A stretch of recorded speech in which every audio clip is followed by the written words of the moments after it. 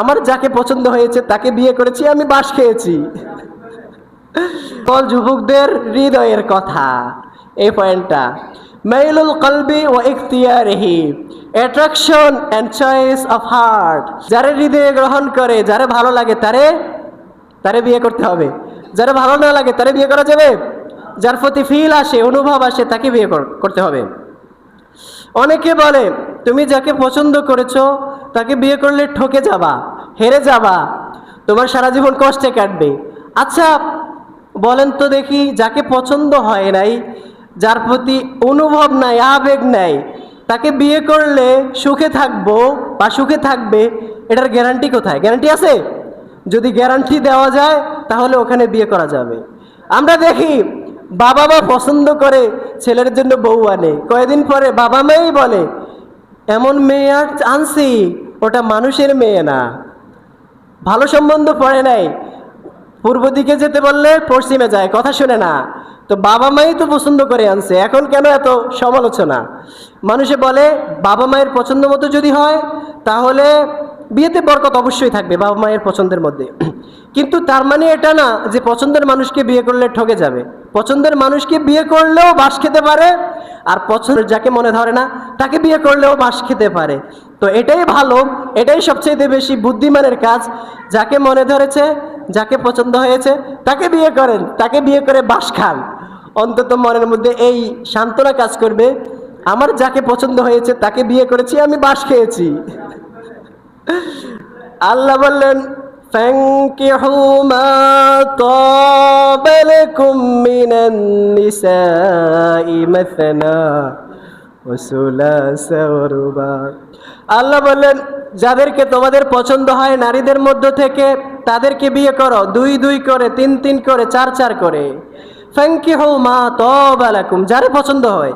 আল্লাহ বলে নাই ফানকিহু মিনান নিসাই মাসনা ওয়া সুলাসা ওয়া রুবা, নারীদেরকে বিয়ে করো 2-2, 3-3, 4-4 করে। আল্লাহ বলছেন যারে পছন্দ হয় তারে বিয়ে করো। এজন্য পছন্দের দরকার আছে না নাই? আর যাকে পছন্দ হয় তাকে পাওয়ার জন্য কষ্ট করতে হবে। পৃথিবীর পুরো মানুষ, দুনিয়ার সব মানুষ একদিকে যদি থাকে, আপনি যাকে পছন্দ করেন তাকে পাওয়ার জন্য আপনি চেষ্টা করতে হবে, আপনি একা এফোর্ট দিতে হবে। আর যদি আপনি চেষ্টা না করেন আপনার আফসোসের শেষ থাকবে না।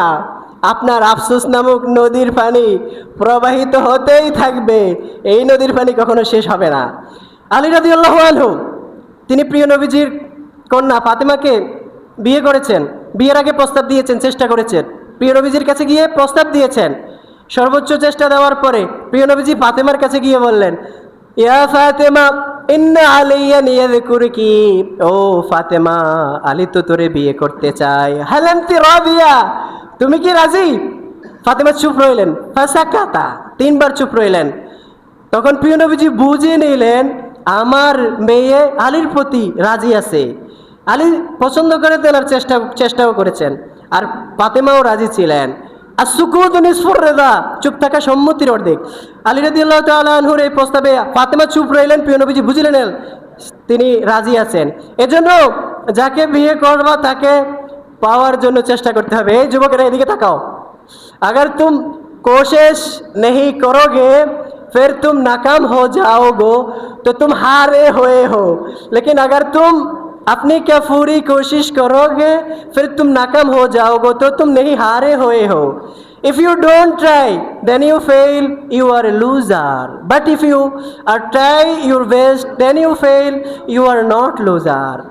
যদি তুমি তোমার চেষ্টাই না দাও, তোমার চেষ্টাই না দাও, তারপর তুমি হেরে যাও, তাহলে তুমি তো পরাজিত মানুষ, তুমি হেরে যাওয়া মানুষ।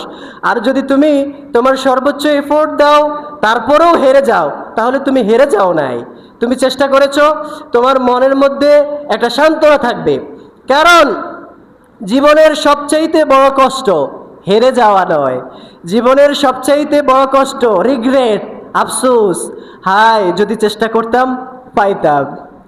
আল্লাহ বললেন ওয়ালা জুনাহা আলাইকুম ফীমা আররাতুম বিহি মিন কিতাবাতিন নিসাই আও আকনাতুম ফী আনফুসিকুম। আল্লাহ বললেন তোমাদের কোনো গুনাহ নেই যদি কাউরে পছন্দ করো, তাকে বিয়ে করার আগ্রহ মনে মনে পোষণ করো, অথবা সরাসরি প্রস্তাব দিয়ে দাও, তাতে কোনো গুনাহ নাই। এই আয়াত থেকে বোঝা যায় যে বিয়ের ক্ষেত্রে আগে থেকে প্রস্তাব দেওয়া, যাকে পছন্দ হয় তাকে বিয়ে করা এবং তাকে বিয়ে করার জন্য চেষ্টা করা, এটাই হচ্ছে বুদ্ধিমানের কাজ। যে কথাগুলো বলেছি আল্লাহ আমাদেরকে বোঝার তৌফিক দান করুক। ওয়া আখিরু দাওয়ানা আনিল হামদুলিল্লাহি রাব্বিল আলামিন।